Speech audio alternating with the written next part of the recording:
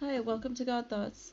I just want to share with you real quick that I had colored this heart fully in red with red paint pen, and I tried to cover up all the black in the pieces there, but it still showed through.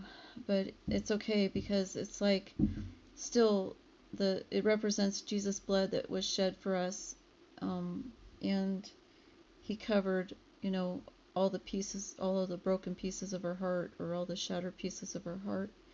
And I had taken this to a friend's house, and we were watching a YouTube video, and there was some worship time on there. And it was the first time that I'd been to her home. And so on the way there, or when I went there, I took some of these hearts for her. She's going to color some of the hearts herself, however God leads her to color them, and she has some ideas with that. And so we're going to talk about that and implement that into a couple local things going on in our community for healing hearts through art. And when I was there coloring this, I had opened my Bible at random because I had taken that with me. And it's a Bible that a good friend of mine gave me, and it's basically got a wider margin on the side, so you can draw and make notes, and you can add stickers or anything like that. And you know, like here's something I just added stickers and made some notes. But I had opened my Bible at random, and it ended up opening up to Psalms 54. And so I had set it aside, and I just kind of laughed about it because God is amazing in that of all things, He opens it up. I open it at random, and it opens up to Psalms 54. And what's significant about that is that this woman's address happens to be 54. And then I did have a note in there as well. And in that note, it had the second part of her address, and it was, listed as a date. And on the note, it says, "Feel better, love," like exclamation mark 3 times, right? And so what I see is on this note is basically it was a list of dates, and it was just some notes that God had revealed to me. And one of them, there was a dream actually of my grandson at the time.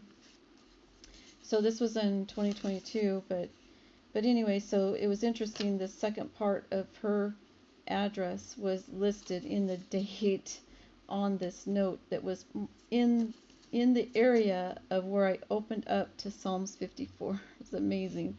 So then I read I finished the heart, and then I went back and I read this, and the title in Psalms 54 is "Answered Prayer for Deliverance from Adversaries."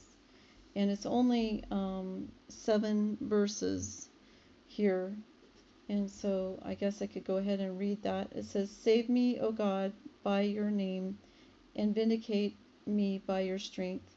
Hear my prayer, O God. Give ear to the words of my mouth. For strangers have risen up against me, and oppressors have sought after my life. They have not set God before them. Behold, God is my helper. The Lord is with those who uphold my life. He will repay my enemies for their evil. Cut them off in your truth. I will freely sacrifice to you. I will praise your name, O Lord, for it is good.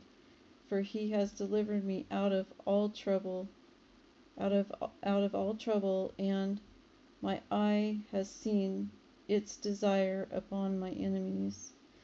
Anyway, so just sharing that information with you, and again, this heart, Jesus, He shed His blood for us, and his heart was broken and shattered for us at the cross, for the sins of the world, and for him to be the last sacrifice. So no more sacrificial, no more animals would be sacrificed for remission of sins. Jesus was the last one. Okay, God bless. Okay, bye.